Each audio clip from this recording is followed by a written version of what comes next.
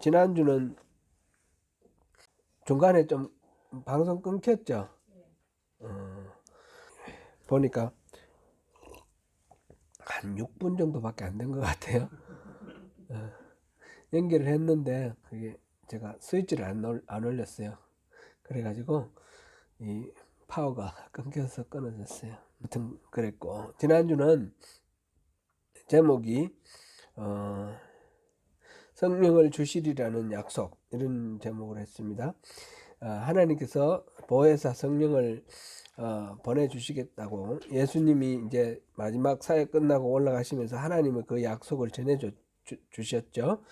그 약속대로 성령님이 이 땅에 오셨습니다. 그리고 성령님은 여러 가지 방법으로 여러 사람들에게, 그러니까 민족이나 뭐 인종이나 그런 거 불문하고 모두에게 성령님은 허락되고 약속된 겁니다. 다만 믿음으로 받아들이는 사람에게 그렇게 성령은 약속되었고, 특별히 뭐 고넬료 이런 사람을 대표로 해서 이방인들에게도 성령님이 오시는 것을 보았습니다. 그게 사도행전에 여러 군데 우리가 그리스도인이 되었죠. 우리도 그래서 성령을 우리가 받고 성령 안에서 또 이렇게 하나님의 인도하심대로 가는데, 여기서 이제 두 가지 성령이 임하시는 데 대해서 두 가지 우리 생각이 필요합니다. 예수를 믿을 때 성령님이 오신다 그랬는데, 믿을 때 성령님 안 오시고 따로 성령 세례를 받아야 되느냐, 이렇게 주장하는 데도 있죠. 그게 이제 예를 들면 오순절 이런 데서는 예수 교회 열심히 다녀봐야 소용없다, 성령 받아야 된다, 이래가지고 성령 받는 표시로 방언을 해야 된다, 뭐 이런 식으로 이야기를 하는데, 이제 우리가 이제 그 여러 가지 이론이 상충되는 부분인데, 정리할 거는 우리 예수를 믿는 순간 성령님이 우리 안에 오신다라고, 그렇게 우리가 정리하는 게 좋겠습니다. 그래서 성령님이 우리 안에 오셔야지 우리가 하나님, 예수님을 주라 고백할 수가 있는 거죠. 주가 아니시면, 성령이 아니시면 주라 부를 수 없다 그랬으니까 그렇게 오시는데, 그러면 우리 안에 성령님이 오셨는데 왜 믿음이 뜨뜻미지근하고 뭐 성령의 은사 같은 게 나타나지 않고 그러냐. 그래서 오순절에서 말하는 그 성령 세례와 같은 그런 것이 없는 것이 아니라 분명히 있다라는 거죠. 있는 그걸 어떻게 이해를 하느냐. 그거는 성령 충만이라고 이렇게 우리 정리를 하면 좋겠습니다. 성경에 분명히 성령 세례가 두 가지로 나와 있어요. 처음 예수 믿을 때 오는 성령 세례고, 또 한 번 더 부어주는 그것도 성령 세례예요. 그런데 이 말이 용어가 다른 상황을 표현을 하기 때문에 우리가 성령을 먼저 받고 받는 거 세례, 그 다음에 성령 충만함을 받는다, 이렇게 정리하면 좋을 것 같고요. 이 성령 충만함은 그때 다시 성령님이, 우리 기도할 때도 성령님 오십시오, 임재해 주십시오, 뭐 이렇게 기도를 하는데, 안 계시는 성령님이 오신다라기보다 성령님이 기름 부음을 부어주시고, 성령님이 충만하게 은혜로 우리 전체를 이렇게 인도해 주시고 압도해 주시고 이끌어 가시는 성령님의 그 일하심이 활발해지는 그런 상태. 참 이건 참 설명하기도 어렵고 개념 잡기가 참 어려운데, 이렇게 생각해 봤어요. 불이 꺼져 가는데, 제가 있어요. 제가 옛날에 우리가 시골에서 이제 뭐 밥을 할 때라든지 쇠죽을 끓인다든지 불을 피워서 하잖아요. 그러면 이제 불이 이렇게 피었는데 나중에 이제 사그라드는 상태. 우리가 이제 예수를 믿을 때 막 뜨겁다가 나중에 사그라지기도 하는데, 그런 식으로 완전히 불이 꺼진 상태가 아니라 불씨가 남아있는 상태라고 생각해보고, 그 휘발유를 보면 어떻게 되나요? 확 타오르죠. 이제 그런 거를 성령 충만합니다, 이렇게 생각해 보면 딱 그런 건 아니지만 우리 이해하기 좋게 성령님이 기름 부어 주시고, 그래서 성령님이 온전히 우리를 통치하시고 이렇게 사로잡으시는 그런 상태를 성령 충만이다. 그래서 성령 충만이라는 것은 그릇에 물이 가득 찼다라는 것보다는 우리를 온전하게 우리를 통치하신다, 그런 의미거든요. 그런 의미이기 때문에 그런 식으로 우리가 이해를 해보면, 영어 번역으로는 full, 그 상태를 he is full of 이렇게 표현하는 게 있고, fill 이렇게 채우는 거, fill with 이렇게 되는 게 있는데, full of가 이제 충만한 상태다, 이렇게 보면 되겠죠. 충만한 상태. 그렇게 우리 보면 충만한 상태라는 말 자체가 좀 어렵긴 어렵습니다. 설명하기도 어렵고 생각하기도 어렵고 한데, 성령님이 전적으로 우리를 통치하는 그런 상태. 우리가 내 생각도 많고 내 뭐 계획도 많고 이렇게 살아가다가 성령님이 인도하시는 대로 이렇게 집중해서 가는 그런 상태를 성령 충만한 상태다, 이렇게 보면 되겠습니다. 아무튼 그렇게 성령님이 우리를 인도하시는, 온전히 인도하시는 그런 상태를 우리가 사모하고, 그렇게 할수록 더더욱 하나님과 거리가 가까워진다는 거죠. 하나님과의 친밀함, 우리가 친밀함에 대해서 계속 보고 있는데, 이 친밀함은 성령 충만할 때 더 친밀하다. 그래서 성령 충만함을 구하는 것은 하나님이 우리를 온전히 다스리시는 것과 같은 내용이죠. 그렇게 해서 하나님께 더 가까이 나아가는 것이다, 이렇게 우리가 생각해 보겠습니다. 나중에 성령에 대해서 또 뭐 이야기를 성경 찾아보고 살펴보고 이야기할 기회도 많이 있을 것 같습니다. 그렇게 하고, 오늘은 온전한 믿음이라 그랬습니다. 근데 이제 우리가 처음 지금 한 8번째 됐나요? 이 하나님과의 친밀함, 처음 출발할 때 출발점이 무엇이었습니까? 혹시 기억납니까? 하나님이 우리를 초청하셨다는 겁니다. 하나님이 우리를 이 친밀함으로, 하나님과 좀 친밀하게 사귀자, 친밀함으로 우리를 초청하셨다라는 것입니다. 그래서 우리 인생 최대의 초청, 그게 바로 하나님과의 친밀함입니다. 하나님은 원래 인간을 만드실 때, 아담을 만드실 때도 그랬고, 우리를 탄생시킬 때도 그렇고, 하나님은 우리를 창조하실 때의 목적이 다른 것이 아니라 하나님과의 친밀한 교제를 이루고자 하시는 겁니다. 아담을 창조해가지고 아담한테 뭘 일 시켜 먹고 부려먹으려고, 하나님 좀 편하시려고 그런 게 아니고, 아담과 더불어서 하나님은 사귀기를 원하셨던 거죠. 우리를 창조하신 목적도 마찬가지입니다. 우리가 자녀들을 낳을 때, 옛날에 우리 아버지 세대에 보면 자식을 왜 낳냐 하면 자손봉사, 자손을 통해서 늙었을 때 이렇게 의탁하고, 또 죽고 난 뒤에 제사 받아 먹고 그러려고 자손을 낳습니다. 그죠? 그랬습니다, 옛날 사람들은. 그럼 우리 세대는 어떻습니까? 여러분들은 어떻게 자식을 왜 낳으셨나요?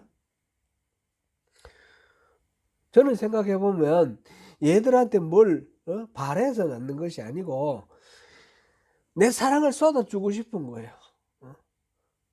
좀 저하고 닮은 그런 인생 아기를 이렇게 낳아가지고 키우면서 재미도 있고, 그리고 사랑을 쏟아주고 싶은 그런 사랑의 대상이 필요해서 자녀 낳는 것 같아요. 아마 하나님도 사랑을 쏟아붓고 싶은 대상으로 인간을 만드신 것 같아요. 그리고 우리를 창조하셨어요. 또한 하나님은 죄 가운데 있는 우리를 구원을 하셨어요. 독생자를 대가로, 그 비싼 대가로 독생자를 지불하시고 우리를 구원하셨어요. 왜 구원하셨을까요? 그냥 죄 가운데 놔두지 왜 구원을 하셔요? 왜 건져내셨어요? 사귀려고, 하나님과의 친밀한 교제를 위해서, 친밀한 하나님과의 이 사귐을 위해서 우리를 창조하시고 우리를 구원하셨다는 겁니다.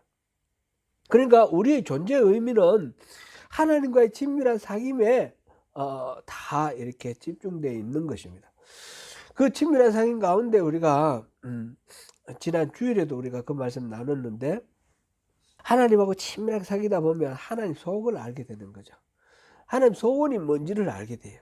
뭘 하고 싶고 하나님도 어떻게 하시면 또 기분 좋은지, 우리 자녀들이 부모가 어떻게 할 때 좋은지 알아서 부모를 이렇게 효도하듯이 부부간에 내가 어떻게 하면 이 상대가 행복해하고 기뻐하는지 알아서 그거를 이렇게 행하는 것처럼 우리가 하나님이 내가 어떻게 하면 하나님이 행복하실까, 그거는 하나님의 속마음을 이렇게 헤아려 가지고 하나님이 기뻐하시는 걸 하면 되잖아요. 그죠? 그게 바로 동력자의 삶이라는 겁니다. 동력자의 삶. 동력자의 삶은 노예처럼 이렇게 일하는 게 아니고요. 억지로 우리가 애를 써서 하나님의 마음을 감동시키기 위해서 막 이렇게 해가지고 공을 들여서 그래서 하나님 기분 좋아가지고 우리한테 복 주시라고 그렇게 하는 게 아니고, 내가 사랑하는 하나님 어떻게 하면 하나님 기뻐하실까? 이 사랑의 관계 속에서 이렇게 소원을 이렇게 이루어드리고 그 속마음을 시원하게 해드리는 그 역할이 하나님의 동력자예요. 하나님 우리를 구원하셔서 사귀기 위해서 구원하셨고 또 우리를 동력자 삼기를 원하시는 거예요. 그래서 하나님이 계획이 있으신데 하나님 그 계획에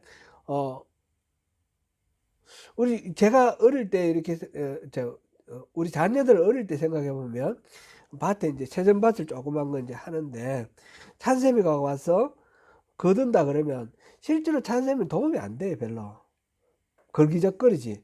그런데 일부러 같이 해요. 같이 일하게 하고 너 요거 해 그러면서 뭐 도구도 챙겨주고 이렇게 하면 이 아빠랑 같이 일하면서 얘도 기뻐하고, 그죠? 얘가 일하는 거 보고 기뻐서 뭐 일에 도움되는 것보다 하는 것 자체가 좋아서 보기 좋고 그래서 기뻐하고 이러면서 이렇게 밭을 만들기도 하고 뭐 모종을 심기도 하고 뭐 이런 식으로 하죠. 하나님이 그러시다는 거죠. 하나님이 인간 없어도 이 세계 다 잘 움직여 가요. 우주 광대한 우주가 인간이 손이 닿는 데가 얼마나 됩니까? 그거 다 하나님 다 움직이셔요. 그죠?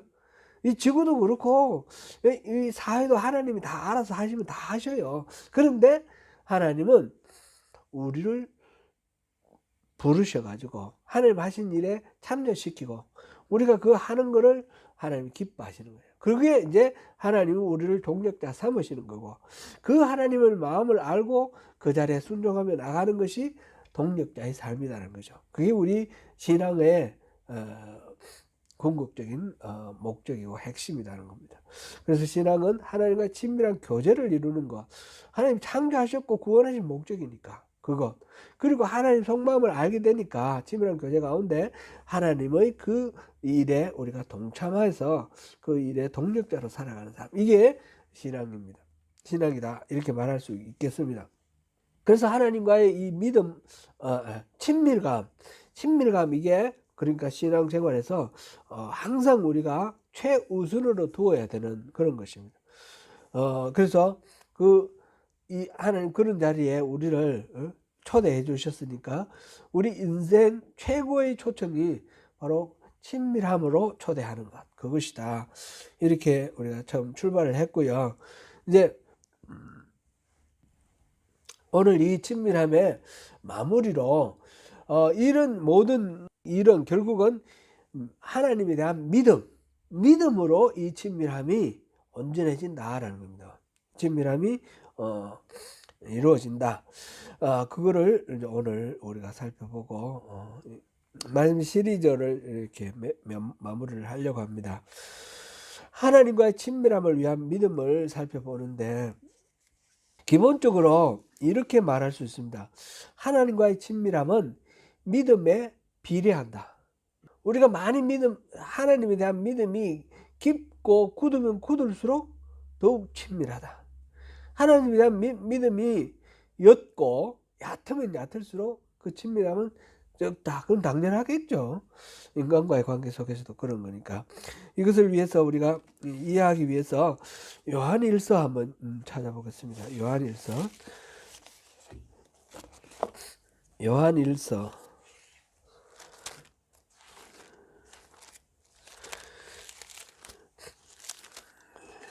요한일서 3장 19절에서 22절까지입니다.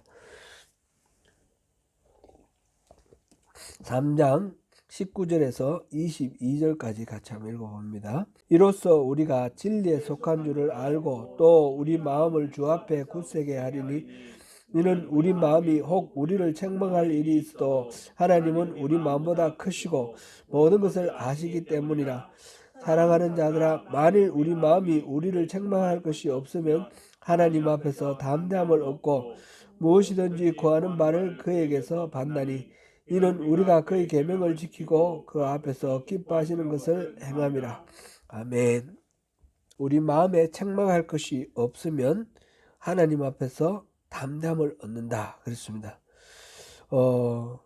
그래서 더욱 가까이 가서 하나님이 구하는 바를 우리가 받는다 이렇게 되어 있습니다. 요한복음 15장 7절에도 그런 말씀 있죠. 너희가 내 안에, 내 말이 너희 안에 있으면 무엇이든지 원하는 대로 구하라 그리하면 이루리라. 하나님이 우리 안에 우리가 하나님 안에 온전히 안에 계시고 하나님 말씀이 우리 안에 있다. 말씀이 우리 안에 있다 이 말은 하나님 자신이 우리 안에 있다는 뜻이 같은 말씀입니다. 그러니까 서로가 서로 안에 있으니까 온전히 연합된 아주 친밀한 관계 속에 있는 것이죠. 그러면 우리가 무엇을 구하든지 하나님 다 이루어 주신대요. 이거는 우리가 무엇을 구하겠습니까? 우리가 하나님 안에 있고 하나님 말씀이 우리 안에 있으면 우리의 욕심, 하나님의 뜻과 반대되는 거 이런 거 구하겠습니까? 안 구할 겁니다. 자동적으로. 그죠? 하나님의 마음속에 기뻐하시는 그거를 우리가 구하지 않겠습니까? 당연히 그런 일은 다 이루어지는 겁니다. 그래 친밀함이 이렇게 아주 온전해진 이런 상태에서는 하나님께서 우리에게 예배하신 것을 풍성하게 베풀어 주시는 그런 만족을 누리게 되는데 어떻게 하면 이렇게 되는 거예요? 어떻게 하면 하나님이 우리 안에 계시고 우리가 하나님 말씀이 우리 안에 있고 우리가 하나님 안에 있습니까?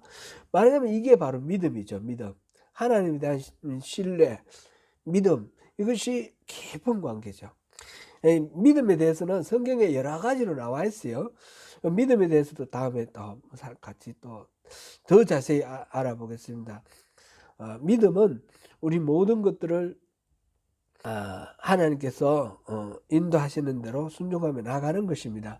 믿음도 이제 객관적인 진리를 믿는 것도 있고 인격을 믿는 것도 있는데 가장 궁극적인 믿음은 하나님의 그 신실하심을 신뢰하고 내 인생을 바치는 거예요. 내 인생을 거는 거죠. 그러니까 하나님의 그 모든 뜻과 마음과 계획과 하나님의 그 일하심 안에 내 인생을 전부 다 투자하는 거, 완전히 던져버리는 거. 그래서 하나님 말씀 좋아하시는 건 나도 좋아하고 하나님 기뻐하시는 건 나도 기뻐하고 하나님 계획하시는 건 나도 거기 순종하며 따라가는 그런 상태가 되는 것이 믿음이 깊은 상태가 되는 거죠. 그런 믿음 상태. 그렇게 되면 믿음이 깊어지면 깊어질수록 친밀하면 더 깊어진다 이 말이 거기에 해당됩니다. 우리의 믿음은 그러면 어디에 어떤 변수에 영향을 받습니까? 우리 믿음은 순종에 영향을 받습니다. 우리가 주님께 이렇게 다 전적으로 맡긴다 그랬는데 맡긴다는 말 자체가 주님의 뜻에 우리 따른다라는 그런 의미가 되는 거죠. 인생은 살아가다 보면 죄도 지을 수 있고 우리 육신을 벗기 전까지는 죄의 본성을 완전히 지울 수가 없습니다. 그런데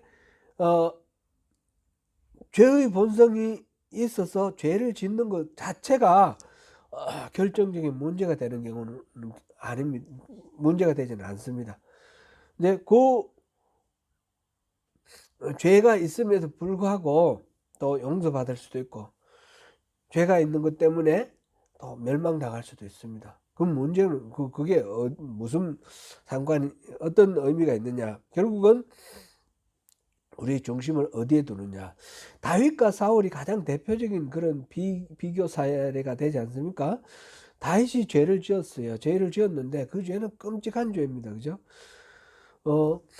그 부하의 아내를 말하면 이제 간음한 그 죄, 그것만이 아니라 그 정글을 없애기 위해서 부하를 죽였습니다. 죽이기 위해서 다른 부하에게 사주를 해서 이렇게 그 부하도 그 죽음을 실행하는데 또 참여하게 했죠. 그러니까 자기 하나의 죄로 수많은 사람들을 죄짓게 만드는 그런 죄인입니다.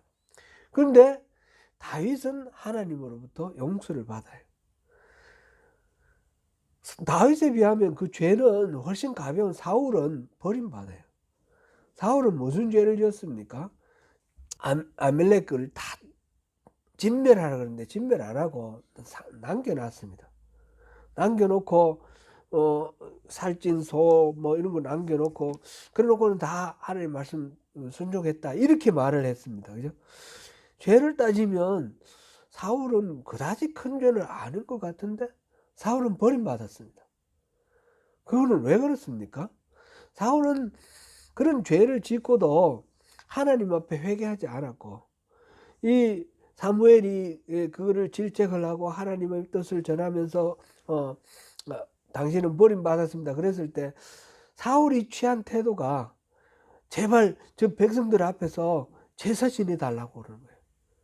하나님을 두려워하는 것이 아니라 백성들을 두려워하고 하나님이 당신을 버렸다 그러면 회개하고 하나님 앞에 엎드려야 되는데 그게 아니라 백성들로부터 혹시 버림받을까봐 백성들의 어떤 비위를 맞추기 위해서 그래도 백성들 앞에서는 내가 하나님 앞에 제사 지내고 하나님께 버림받은 거 들통 안 나게 해달라는 거죠. 그런 식으로 자기중심적이고 절대로 하나님 앞에 온전히 숙이지 않는 그런 자세를 취했기 때문에 사울은 버림을 받았고 다윗은 철저히 자기를 부인을 하고 하나님 앞에 자기의 죄를 자복했기 때문에 용서를 받았습니다. 그러니까 죄 자체가 하나님과의 친밀함을 손상시키는 것이라기보다는 그 죄에 대해서 하나님의 뜻을 생각을 하고 하나님의 말씀에 순종하느냐 안 하느냐 그것이 더 중요한 요인이다. 이거를 우리가 하나님 뜻에 맞춰서 하는 것 그것이 중요하다는 것을 우리가 여기서 생각해 봅니다.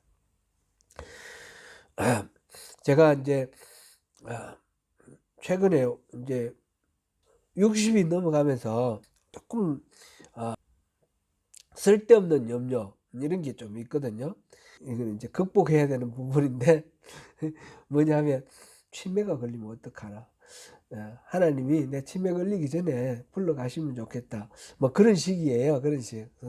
뭐 그것 때문에 제가 뭐 아무것도 못하고 이런 건 아니지만 슬쩍 스쳐 지나가면서 그런 거를 걱정을 하는데 염려를 하는데 치매가 걸렸을 때 뭐 집을 잃고 헤맨다 이런 게 걱정되는 게 아니라 간혹 뉴스에 보면 치매가 걸려가지고 아주 부끄러운 행동하는 그런 경우들이 있더라고요.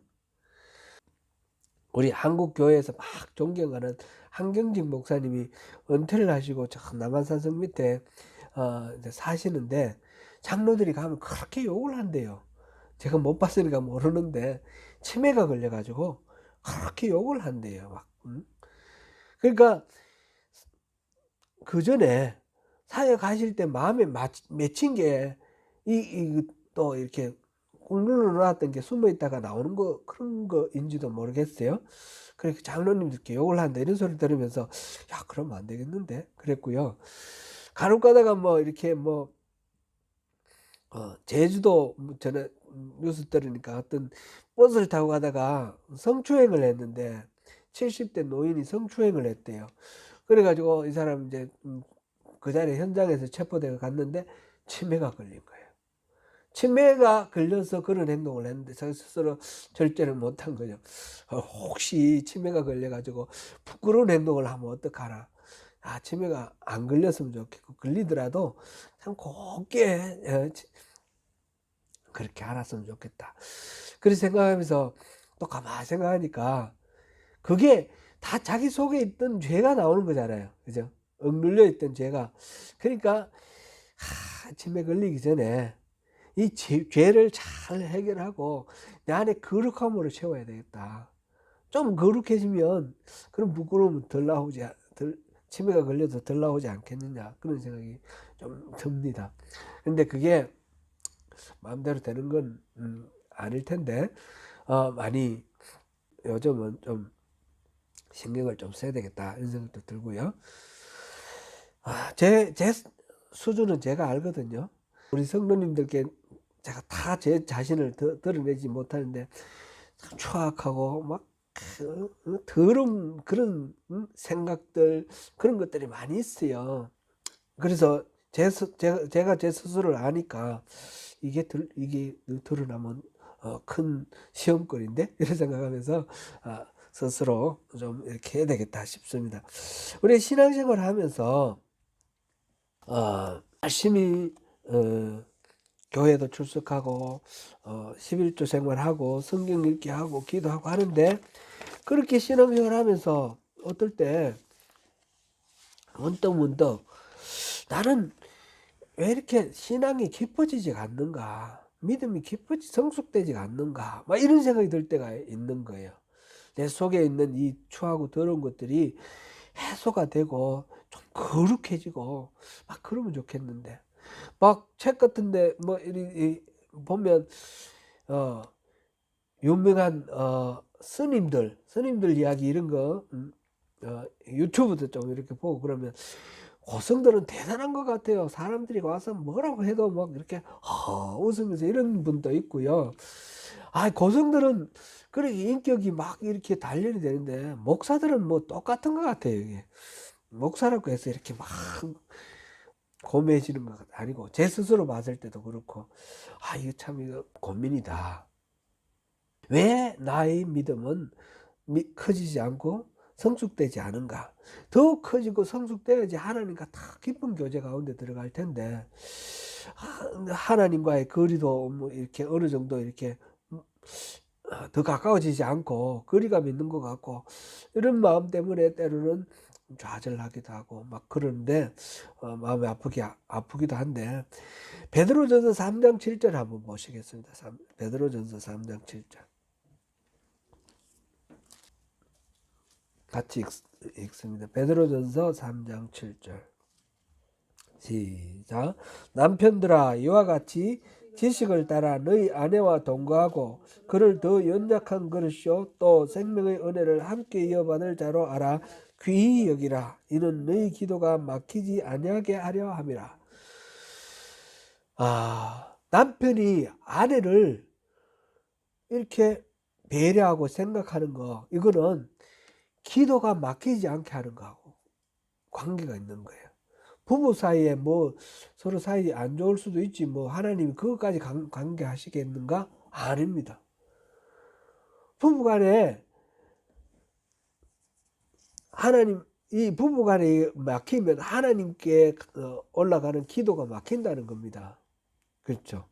그러니까 우리가 신앙을 이런 걸 생각할 때 뭐 부부간의 관계도 한번 생각해 봐야 되고, 이거는 꼭 여기만 해당되는 건 아니겠죠. 모든 인간관계 속에서도, 우리 인간관계 속에서 점검할 거 점검하고, 하나님과의 관계가 뭔가 문제가 있다 그러면 사람과 이웃과의 관계 속에서 내가 온전히 순종하지 못한 부분이 없는가, 그걸 점검해야 된다는 거죠.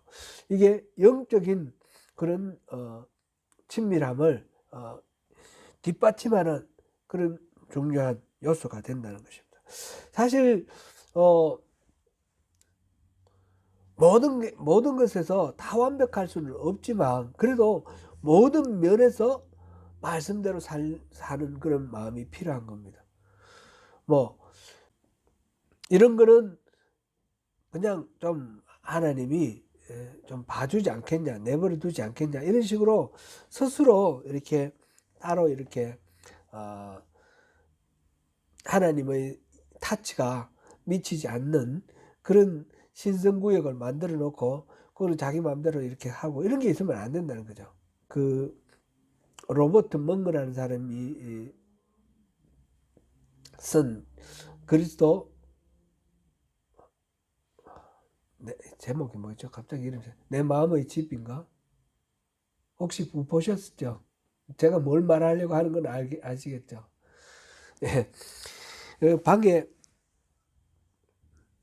집에 이제 응접실도 있고 안방도 있고 뭐 또 부엌도 있고 뭐 이렇게 있는데 예수님이 오시면 예수님은 우리 주인으로 이렇게 모시니까 어디든지 다 오셔야 되는데 안방에 여기는 오지 마세요. 이 부부 관계는 타치하지 마세요. 이런 식으로 요거는 내 서재니까 요건 내 프라이빗 공간이니까 주님 오시지 마세요.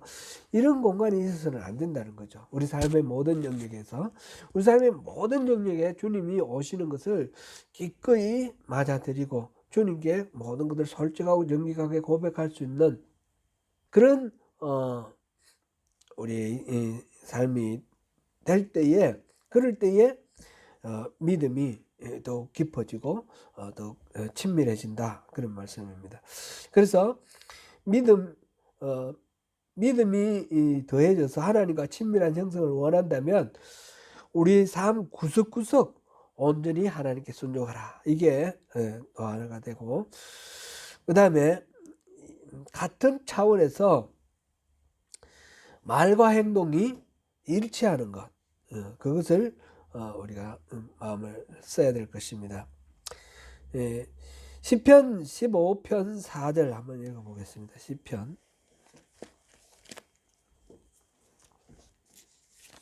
15편 4절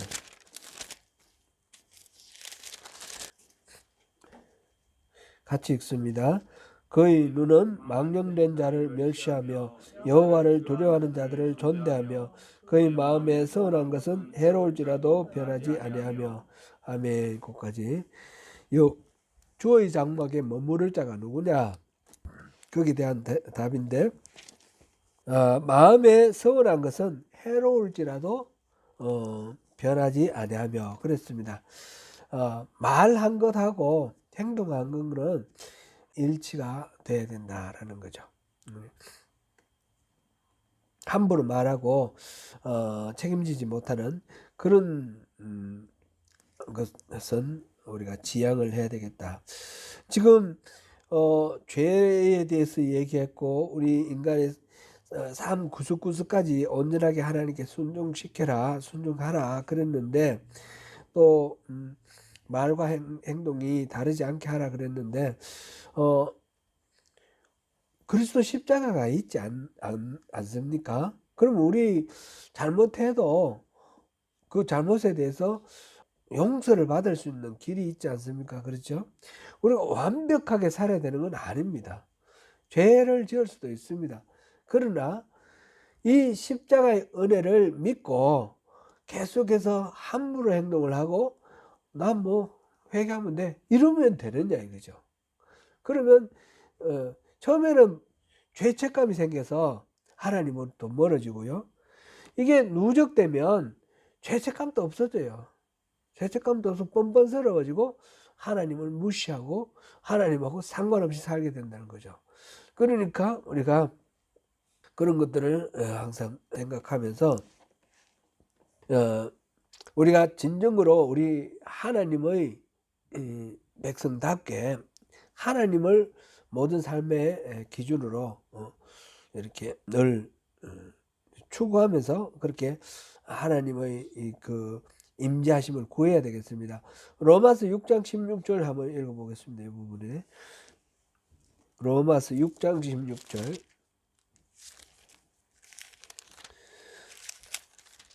6장 16절입니다. 시작. 너희 자손을 종으로 내주어 누구에게 순종하는지 그 순종함을 받는 자의 종이 되는 줄을 너희가 알지 못하느냐. 혹은 죄의 종으로 사망에 이르고 혹은 순종의 종으로 의에 이르느니라. 아멘. 우리가 아까 이제 사울과 다윗도 생각했듯이 다윗은 끊임없이 하나님 중심으로 모든 것을 판단합니다. 그죠? 그래서 죄를 비록 지었지만 용서를 받습니다. 사울은 하나님을 생각 안 하고 자기를 생각합니다. 그러니까 비교적으로 죄는 오히려 적음에도 불구하고 용서를 못 받습니다. 버림받습니다. 우리가 주인을 누구로 삼느냐에 따라서 죄를 주인으로 삼으면 나는 죄 쪽으로 가게 돼 있고, 하나님을 주인으로 모시면 하나님 쪽으로 가게 돼 있다는 거죠. 누구가 우리의 주인인가? 우리가 어디에 순종하고 살아가느냐? 그거를 늘 생각하고, 죄는 결국은 우리가 하나님과의 친밀함을 방해하는 그런 요소가 되기 때문에 죄는 버리고 떠나야 된다라는 것입니다. 네, 그렇게 우리가 친밀함을 위해서 믿음과 친밀함은 비례한다. 그런 측면에서 우리가 지금 살펴보고 있습니다. 그리고 이제 오늘 본문을 다시 한번 보겠습니다. 오늘 본문 히브리서 10장 19절에서 23절 우리 읽어봤는데 제가 한번 다시 읽겠습니다. 그러므로 형제들아 우리가 예수의 피를 힘입어 성소에 들어갈 담력을 얻었나니 그 길은 우리를 위하여 휘장 가운데로 열어놓으신 새로운 살 길이요 휘장은 곧 그의 육체니라. 또 하나님의 집 다스리는 큰 제사장이 계심에 우리가 마음의 뿌림을 받아 악한 양심으로부터 벗어나고 몸은 맑은 물로 씻음을 받았으니 참마음과 온전한 믿음으로 하나님께 나아가자. 또 약속하신 이는 믿으시니 우리가 믿는 우리의 소망을 움직이지 말며 굳게 잡고. 아멘. 우리가 이제 그런 약점이 있음에도 불구하고 예수의 피를 힘입어서 성소에 들어갈 수 있는 담력을 얻게 되었습니다. 하나님이 그렇게 우리에게 길을 열어주셨습니다. 휘장 가운데로 길을 열어주시고 이것이 바로 새로운 살 길이고 예수님의 육체가 그 휘장이 되어서 이렇게 했습니다. 그래서 우리가 성소에 들어간다. 이래서 우리가 나아간다라기보다는 사실은 하나님이 이 휘장을 찍고 우리에게로 오히려 다가오시는 거죠. 우리를 다가오시고 초청을 하시는 거죠.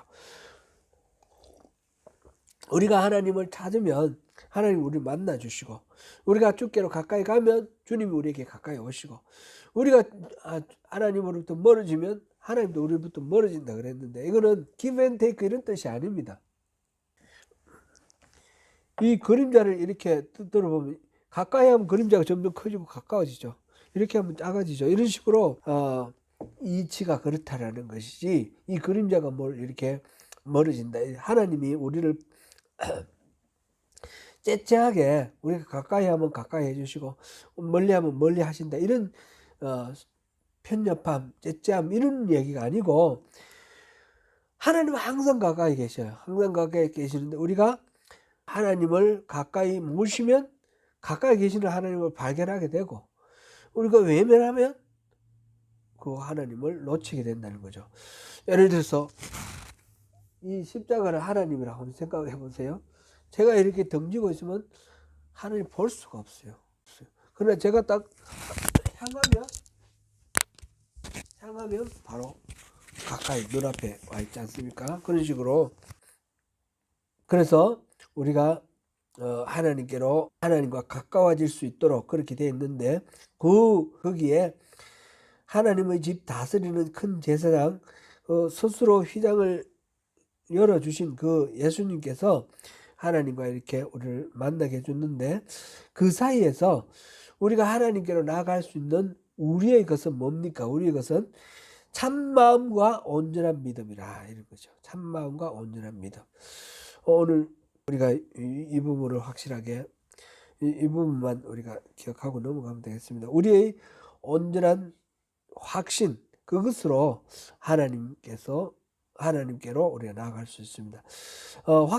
온전한 확신은 우리가 하나님의 말씀을 믿음에서 오는데, 믿음은 하나님의 말씀을 들으면서 온다 그랬습니다.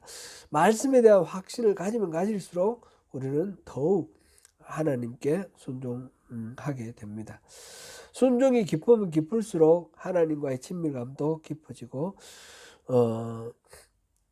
우리가 죄를 만약 짓는다면 예수님께서 우리의 변호사가 되시고, 또 우리가 회개할 때 예수님의 보혈이 우리 죄를 눈보다 더 희게 해주시고 그렇게 하심으로 우리의 죄는 치유가 되고 회복이 되고 그러는데 고의적으로 계속 죄를 짓는다면 우리의 양심이 우리 스스로를 비난하게 되고 처음에는 죄책감, 나중에는 이제 그것조차도 잊어버리는 그런 것으로 인해서 하나님과의 거리감이 생기고 하나님께 나아가는 것이 방해받을 것입니다.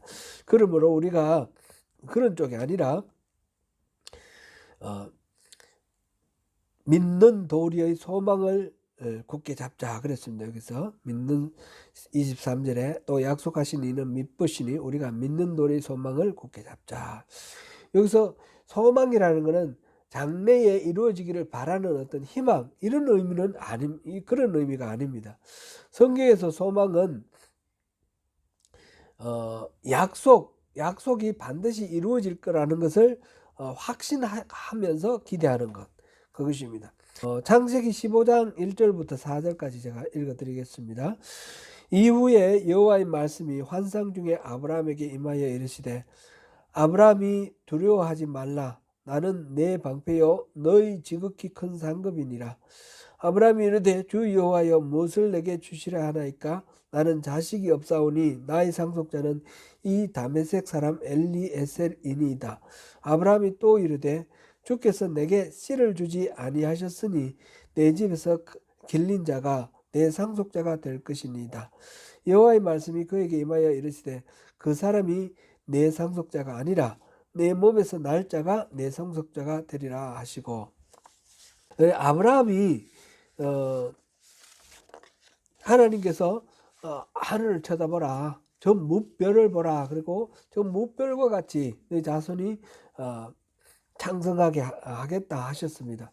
그랬는데 아브라함의 자기 나이가 75세일 때 부인의 나이는 65세 10살 터울인데 사라는 그런데 75세 때 고향 떠나고 이래 나갈 때 그 약속을 받았는데 이 세월이 지나가도 아내는 점점 출산을 할 수 없는 그런 나이가 되었고 자연의 법칙을 따르자면 하나님의 약속은 소망이 없는 약속이에요. 바랄 수 없는 약속이에요. 근데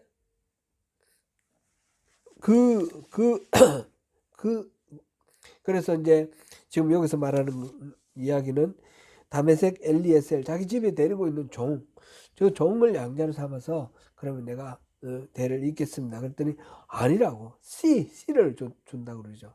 씨를 줘.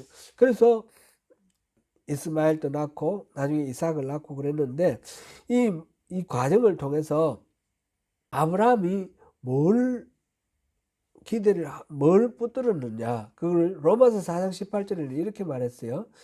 아브라함이 바랄 수 없는 중에 바라고 믿었으니 이는 내 후손이 이같으리라 하신 말씀대로 많은 민족의 조상이 되게 하려 하심이라. 바랄 수 없는 중에 바라고 믿었다 이랬습니다. 자연적으로 이루어질 수 없는 일, 그 하나님의 약속, 그 약속하신 것을 하나님에 대한 신뢰를 가지고 그 약속을 믿은 것입니다. 그래서 그 소망은 자녀를 주실 것이다 라는 그런 기대, 그 소망은 장차 이랬으면 좋겠다 그런 차원의 희망 이런 게 하고는 전혀 다른 거죠. 미래에 이렇게 되게 돼 있다라는 것을 받아들이는 겁니다. 말하자면 집을 여기 빈터에 집을 하나 짓는다 그러면 청사진을 이렇게 설계소에서 설계를 다 해가지고 설계도를 보여주는 거나 마찬가지예요. 설계도를 보면 이거는 집을 지으면 자동으로 그렇게 지어질 겁니다. 이거는 지금 당장 눈에 안 보이더라도 하나님이 계획을 하시고 이렇게 하시겠다 했으니까 그것이 이제 소망이 된다라는 것입니다. 소망이라는 것은 그러니까 장차 이랬으면 좋겠다라는 말이 아니고 장차 이렇게 하실 거라는 하나님의 약속에 대한 신뢰 그런 거를 말하는 거죠. 하나님이 바로 그러한 소망을 거룩한 비전으로 이렇게 허락하셨을 때에 비록 자연적인 눈으로는 이루어질 수 없는 거지만 그는 하나님이 어떤 분이신지 아는 입장에서 하늘 보좌에 하나님께서 계획하고 계신 그 하나님의 마음의 계획, 그거를 우리가 보고 믿는 거죠. 그렇게 해서 우리가 지금 지성소로 들어갈 수가 있습니다. 지금 히브리서 10장 23절 다시 읽어볼게요. 또 약속하신 이는 믿으시니 우리가 믿는 도리의 소망을 움직이지 말며 굳게 잡고, 이렇게 믿는 도리의 소망이라고 해서 믿으시니라는 말은 요즘은 안 쓰는 말인데 제가 어릴 때는 이걸 썼습니다.